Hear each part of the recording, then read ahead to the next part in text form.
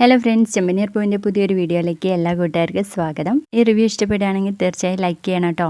അങ്ങനെ നമ്മുടെ ചന്ദ്രയുടെ അടുത്ത് രവി പറയും, ഇവരുടെ അച്ഛമ്മയെ സന്തോഷിപ്പിക്കാൻ വേണ്ടതൊക്കെ ഇവർ ചെയ്യും എന്നങ്ങ് പറഞ്ഞത് നമ്മുടെ ചന്ദ്രയ്ക്ക് അത് തീരെ ഇഷ്ടപ്പെടുന്നില്ല കേട്ടോ. ചന്ദ്ര വേഗം ഇറങ്ങി പോവാണ്. അതിൻ്റെ പിന്നാലെ സുധി ഒരു ബലൂണും കൈ പിടിച്ചിട്ട് താഴോട്ട് ഇറങ്ങി പോവാട്ടോ. അത് കാണുമ്പോൾ ശ്രീകാന്ത് പറയും, സുധിയേട്ടാ എന്ന് വിളിക്കുമ്പോൾ സുധി നിൽക്കാതെ പോവാണ്. ആ സമയത്ത് ശ്രീകാന്ത് വന്നിട്ട് രവിയോട് പറയും, അച്ഛാ സുധിയേട്ടൻ പോയിട്ടോ, അവൻ പണ്ടേ മടിയനല്ലേ മോനെ, നമുക്കൊരു കാര്യം ചെയ്യാം, അവൻ ചെയ്യാനുള്ളത് കൂടി നമുക്ക് ശ്രുതിയെ ഏൽപ്പിക്കാം എന്ന് പറയുമ്പോൾ ശ്രുതിയുടെ മുഖം ഒന്ന് കാണേണ്ടത് തന്നെയാണ്.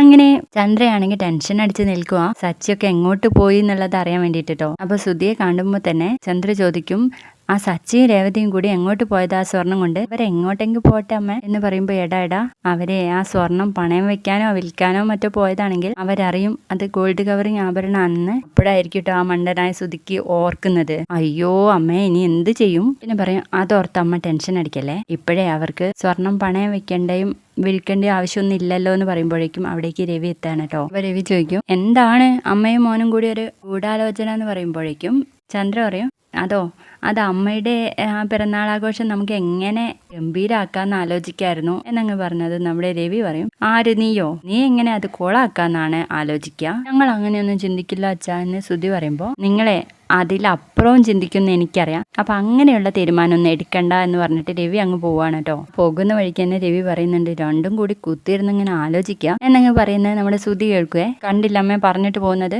അച്ഛനാണ് പോലെ അച്ഛൻ എന്നൊക്കെ പറഞ്ഞ് നിൽക്കുന്ന നേരം നമ്മുടെ സച്ചി കാറിൽ വരുന്നുണ്ട് കേട്ടോ. സച്ചി ആണെങ്കിൽ നല്ല കലിപ്പിലാണ് കേട്ടോ. അപ്പൊ രേവതിയുടെ മുഖത്തേക്കൊന്ന് നോക്കിയിട്ടാണ് ഇറങ്ങി പോകുന്നത്. അപ്പോഴേക്കും രേവതി ഓടിയെത്തി സച്ചിയോട് പറയും, സച്ചിയേട്ടാ ഞാൻ പറഞ്ഞതൊക്കെ ഓർമ്മയില്ലേ, ഇപ്പൊ ഒന്നും ചോദിക്കാൻ വേണ്ടിട്ട് പോണ്ടെന്ന് പറയുമ്പോൾ, ഞാൻ ചോദിച്ചു പോവും രേവതി, അത് അവൻ തന്നെ ചെയ്ത സുധി, അവന് 2 കൊടുത്താൽ ഇപ്പൊ സത്യം പറയും എന്നങ്ങ് പറയുമ്പോൾ നമ്മുടെ രേവതി പറയും, നമുക്കത് സാവധാനം ചോദിക്കാം, അച്ഛമ്മയുടെ പിറന്നാളൊന്നും കഴിയട്ടെ സച്ചിയേട്ടാ, എന്റെ തലയിൽ തൊട്ട് സത്യം ചെയ്തതല്ലേ സച്ചിയേട്ടൻ എന്ന് പറയുമ്പോൾ സച്ചി ഒന്ന് അടങ്ങുകയാണ് കേട്ടോ. ആ സമയത്ത് നമ്മുടെ രവിയും ശ്രീകാന്തൊക്കെ ഭയങ്കര അലങ്കരിക്കലാട്ടോ വീട്.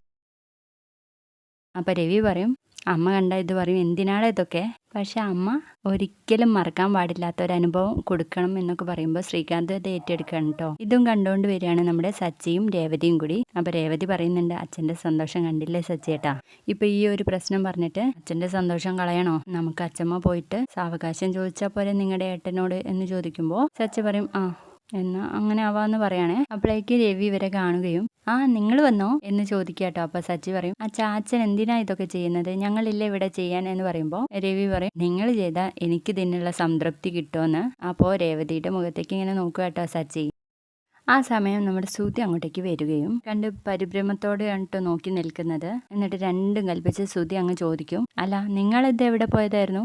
അതെന്തൊരു ചോദ്യടാ, അവര് അമ്മയ്ക്ക് ഗിഫ്റ്റ് വാങ്ങിക്കാൻ പോയതായിരിക്കും എന്ന് രവി പറയാൻ കേട്ടോ. എന്നിട്ട് ഗിഫ്റ്റ് കയ്യിലൊന്നും കാണുന്നില്ലല്ലോ എന്ന് പറയുമ്പോൾ, അത് കാറിൽ തന്നെ വെച്ചിരിക്കായിരിക്കും, നമ്മൾ കണ്ടാ വല്ലതൊക്കെ ചോദിക്കല്ലോ, അതുകൊണ്ടായിരിക്കും എടുക്കാത്തത് എന്ന് പറയണേ. അത് കേൾക്കുന്ന മുറയ്ക്ക് വർഷ വന്നിട്ട് ചോദിക്കും, അപ്പോൾ രേവതി ചേച്ചി അച്ഛമ്മയ്ക്ക് സർപ്രൈസ് ഗിഫ്റ്റ് കൊടുക്കാൻ വേണ്ടിയിട്ട് പോവാണല്ലേ, ഗിഫ്റ്റ് ഒന്നും വാങ്ങിയിട്ടില്ല വർഷ എന്ന് പറയാണ് രേവതി. ഇത് കേൾക്കുന്ന രവി പറയും, അത് വിട്, ഗിഫ്റ്റ് വാങ്ങാതിരിക്കണമെങ്കിലേ അത് നിങ്ങളല്ലാതിരിക്കണം എന്ന് പറയാൻ കേട്ടോ, ഭയങ്കര വിശ്വാസത്തിലെ. അപ്പോഴേക്ക് സുധി പറയും, ഇവന്റെ നോട്ടത്തിൽ എന്തോ പന്തികേടുണ്ടല്ലോ എന്റെ ദൈവമേ എന്നും പറഞ്ഞ് അവിടുന്ന് വെല്ല സ്കൂട്ടാവാൻ നോക്കുക കേട്ടോ. മുകളിലേക്ക് കയറി പോകുമ്പോൾ നമ്മുടെ ശ്രുതി വിളിച്ചിട്ട് പറയും, ഇവിടെ എല്ലാരും അലങ്കരിക്കുന്നത് കണ്ടില്ലേ സുധി, ഇവിടെ വന്ന് ഡെക്കറേറ്റ് ചെയ്യ് എന്ന് പറയുമ്പോൾ, എനിക്ക് അക്കൗണ്ട്സിൽ കുറച്ച് പണി ഉണ്ട് എന്ന് പറയണേ. അപ്പൊ രവി പറയുന്നുണ്ട്, നീ അല്ലടാ, ഞാനിവിടെ ഇരുന്നാൽ മതി, നിങ്ങളെ തന്നെ എല്ലാം ചെയ്തോളാം എന്ന് പറഞ്ഞത്, എന്നിട്ടിപ്പോ എന്തെങ്കിലുമൊക്കെ ചെയ്യടാ എന്ന് പറയുമ്പോൾ സച്ചി പോയിരുന്ന് ബലൂൺ ഇങ്ങനെ വീർപ്പിക്കായിരിക്കും.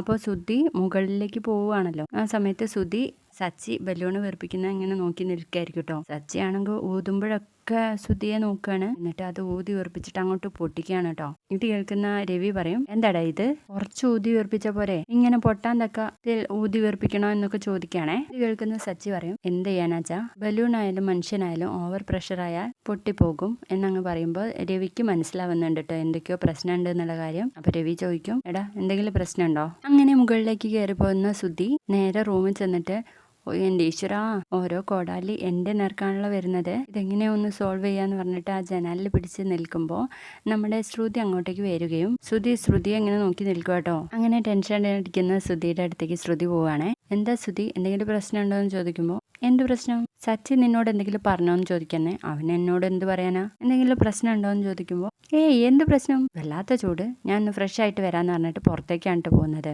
അപ്പോഴേക്ക് ശ്രുതി വിളിച്ചിട്ട്, ശ്രുതി ബാത്റൂം ഇവിടെ അല്ലേ? ആ ബാത്റൂം ഇവിടെയാണല്ലേ. എന്നിട്ട് ഞാനെന്തിനാ പുറത്തേക്ക് പോകുന്നത്? എൻ്റെ ഒരു കാര്യം എന്നൊക്കെ പറഞ്ഞിട്ടാണ് കേട്ടോ ശ്രുതി ബാത്റൂമിലോട്ട് പോകുന്നത്. അപ്പോഴേക്കും ശ്രുതിയുടെ ഫോണ് ബെല്ലടിക്കുന്നുണ്ട്. ശ്രുതി ആയിരിക്കും കേട്ടോ എടുക്കുക. അമ്മയാണല്ലോ എന്ന് പറഞ്ഞിട്ട് കോള് അറ്റൻഡ് ചെയ്യുമ്പോൾ ശ്രുതിയുടെ മോൻ ആദ്യമോനായിരിക്കും കേട്ടോ. ഞാൻ അമ്മയല്ല ആദ്യമോനാ. അമ്മ എന്താ എന്നെ വിളിക്കാത്തത് എന്നൊക്കെ ചോദിക്കുമ്പോൾ ഞാൻ വിളിക്കാൻ തുടങ്ങുമായിരുന്നു. അത് പച്ചക്കളം. പിന്നെ ഒരു ഗുഡ് ന്യൂസ് ഉണ്ട്. എനിക്ക് മാത്സ് പേപ്പറിൽ ഫുൾ മാർക്കാന്ന് പറയുമ്പോൾ ആ ഗുഡ് മുത്തേ, ഇനിയും അങ്ങനെ മാർക്ക് വാങ്ങിക്കണം. അമ്മ അടുത്ത ദിവസം തന്നെ വന്നേക്കുക എന്നൊക്കെ പറയണേ. അപ്പോഴേക്കും നമ്മുടെ ശ്രുതി ബാത്റൂമിൽ നിന്ന് ഇറങ്ങുകയാണ്. നമ്മുടെ ശ്രുതിയുടെ മുത്തേ വിളി കേട്ടിട്ട് ോ എന്നും ചോദിച്ചിട്ടാണ് കേട്ടോ ശ്രുതി ഇറങ്ങി വരുന്നത് തന്നെ. അപ്പോൾ ശ്രുതി വന്നിട്ട് ശ്രുതിയോട് ചോദിക്കും, ശ്രുതി നീ ആരെയാ ഫോൺ വിളിക്കുന്നത്? അതെന്റെ ഫ്രണ്ടിനെ. എന്നിട്ട് മുത്തേന്നൊക്കെ വിളിക്കുന്നത് കേട്ടല്ലോ. ആ അവളുടെ പേര് മുത്തുമണിന്നാ. ഞങ്ങള് മുത്തേന്നാ വിളിക്കുന്നതെന്ന് പറയുമ്പോൾ ഓരോരോ പേരുകളെ എന്ന് പറയാട്ടോ. അതിനുശേഷം നമ്മുടെ ശ്രുതി ചോദിക്കും, ശ്രുതി അച്ഛമ്മയുടെ പിറന്നാളിന് നമുക്ക് എന്തെങ്കിലും ഗിഫ്റ്റ് വാങ്ങിച്ചു കൊടുക്കണ്ടേ എന്ന് ചോദിക്കും. നമുക്കൊരു മോതിരം വാങ്ങിച്ചു കൊടുത്താലോ? മോതിരൊന്നും വാങ്ങിക്കണ്ട, വെറുതെ എന്തിനാ ക്യാഷ് കളയുന്നേ? അല്ലെങ്കിലും എന്നെക്കാൾ ഇഷ്ടം സച്ചിയോടാ. അവനെ ഒരുപാട് സാധനങ്ങൾ അച്ഛമ്മ മുൻപേ വാങ്ങിച്ചു കൊടുത്തിട്ടുണ്ട്. എനിക്കൊന്നും വാങ്ങിച്ചൊന്നും തന്നിട്ടൊന്നുമില്ല. എല്ലാരും ഗിഫ്റ്റ് കൊടുക്കുമ്പോ എങ്ങനെയാ ശ്രുതി നമ്മൾ മാത്രം ഒന്നും കൊടുക്കാതെ നിൽക്കുന്നതെന്ന് ചോദിക്കുമ്പോ അത്രയ്ക്ക് നിർബന്ധമാണെങ്കിൽ ഒരു 500 രൂപയുടെ സാരി മാത്രം വാങ്ങിച്ചു കൊടുക്കാന്ന് പറയണേ. അയ്യേ 500 രൂപയുടെ സാരിയോ? ആ അതൊക്കെ മതി, അച്ചമ്മയ്ക്കല്ലേ എന്ന് ചോദിക്കട്ടോ ശ്രുതി. പിന്നീട് കാണിക്കുന്നത് നമ്മുടെ വർഷയാണ്. വർഷയാണെച്ചാല് അച്ചമ്മയ്ക്ക് വാങ്ങി കൊടുക്കാൻ വേണ്ടിയിട്ട് ഒരു ഫോൺ സെലക്ട് ചെയ്തുകൊണ്ടിരിക്കുകയാണ്. അപ്പൊ ശ്രീകാന്ത് കുളിയൊക്കെ കഴിഞ്ഞ് വരുമ്പോൾ അവനോട് ചോദിക്കുന്നുണ്ട്, ഇതെങ്ങനെയുണ്ട് എന്ന് ചോദിക്കുമ്പോൾ നിനക്കൊരു നല്ല ഫോൺ ഉണ്ടല്ലോ, പിന്നെന്തിനാ വീണ്ടും ഫോൺ വാങ്ങിക്കുന്നതെന്ന് ചോദിക്കാട്ടോ. ഇത് എനിക്കല്ല അച്ചമ്മയ്ക്കാണ്. അച്ചമ്മ ഇങ്ങനത്തെ ഫോണൊന്നും ഉപയോഗിക്കില്ല വർഷേ.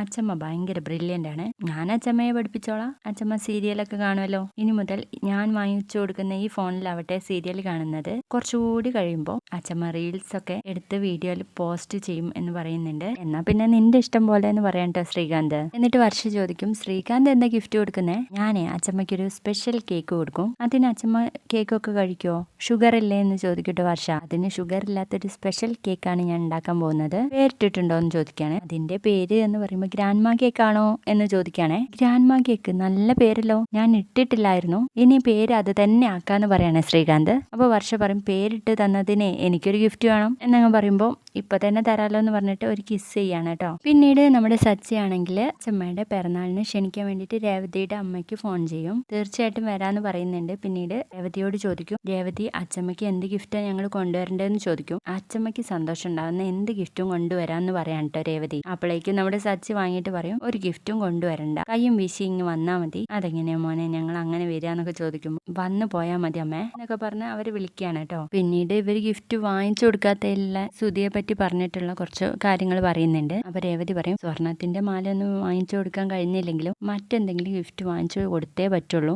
എന്ന് പറയുമ്പോൾ എന്ത് ഗിഫ്റ്റ് എന്ന് ചോദിക്കാട്ടോ സച്ചി. അത് അച്ഛമ്മയുടെ മനസ്സിൽ തൊടുന്ന രീതിയിലുള്ള എന്തെങ്കിലും ഒരു ഗിഫ്റ്റ് എന്തെങ്കിലും വാങ്ങിച്ചു കൊടുത്താൽ ആ സന്തോഷം കുറച്ചു കാലം വരെ നിൽക്കുള്ളൂ. പിറന്നാളാഘോഷം കഴിയുമ്പോഴേക്കും അത് മറന്നു പോകും. പക്ഷേ അച്ഛമ്മയുടെ മനസ്സിൽ തൊടുന്ന എന്തെങ്കിലും ചെയ്തു കൊടുത്താൽ അത് അച്ഛമ്മയുടെ ജീവിതാവസാനം വരെ നിലനിൽക്കും. അങ്ങനെ ഒരു ഗിഫ്റ്റ് വേണം നമ്മൾ കൊടുക്കാൻ എന്ന് പറയാൻ കേട്ടോ രേവതി. അങ്ങനെ നമ്മുടെ സച്ചി ഇങ്ങനെ ആലോചിക്കുന്നുണ്ട്. അതിനുശേഷം കാണിക്കുന്നത് നമ്മുടെ സച്ചി അച്ഛമ്മയെ കൂട്ടിയിട്ട് വരികയാണ് കേട്ടോ. അപ്പൊ അച്ഛമ്മ സച്ചിയുടെ മുഖത്തേക്ക് നോക്കിയിട്ട് പറയും, എന്താടാ നിന്റെ മുഖം ഇങ്ങനെ, ഞാൻ വന്നത് നിനക്ക് ഇഷ്ടപ്പെട്ടില്ല എന്ന് ചോദിക്കുമ്പോൾ നമ്മുടെ സച്ചി പറയും, അച്ഛമ്മ എന്താ ഇങ്ങനെയൊക്കെ പറയുന്നത്? അച്ഛമ്മ വരാൻ വേണ്ടി ഞങ്ങൾ കാത്തിരിക്കുവല്ലേ. അച്ഛമ്മയുടെ മുഖം ഒന്ന് കണ്ടാൽ മതി, എനിക്ക് എൻ്റെ വിഷമൊക്കെ മാറും എന്നങ്ങ് പറയുമ്പോൾ അതൊന്നുമില്ല അച്ഛമ്മേ, രാത്രി ഞാൻ തീരെ ഉറങ്ങിയിട്ടില്ല, അതിൻ്റെ ഒരു ഉറക്കക്ഷീണാന്ന് പറയുമ്പോൾ അത് നേരിട്ട് പറയായിരുന്നല്ലോ, ഞാനൊരു ഓട്ടോ പിടിച്ച് വരുമായിരുന്നല്ലോ എന്ന് പറയണേ. അപ്പൊ തന്നെ അച്ഛമ്മയ്ക്ക് പിടികിട്ടുന്നുണ്ട്. അച്ഛമ്മ പറയും, നിന്റെ മുഖത്ത് ഉറക്കക്ഷീണല്ല, മറ്റെന്തോ ഒരു പ്രശ്നമുണ്ട്, നീ അച്ഛമ്മയോട് പറയേണ്ട കാര്യം എന്ന് പറയുമ്പോൾ നമ്മുടെ സച്ചി പറയാനുള്ള ഒരുക്കത്തിൽ ഇങ്ങനെ നിൽക്കുന്ന ഒരു ഭാഗത്തോട് കൂടിയിട്ട് ഇന്നത്തെ എപ്പിസോഡ് കഴിയാണ് കേട്ടോ. വീഡിയോ ഇഷ്ടപ്പെട്ടെങ്കിൽ തീർച്ചയായിട്ടും ലൈക്ക് ചെയ്തൊന്ന് സപ്പോർട്ട് ചെയ്യണേ. ബൈ.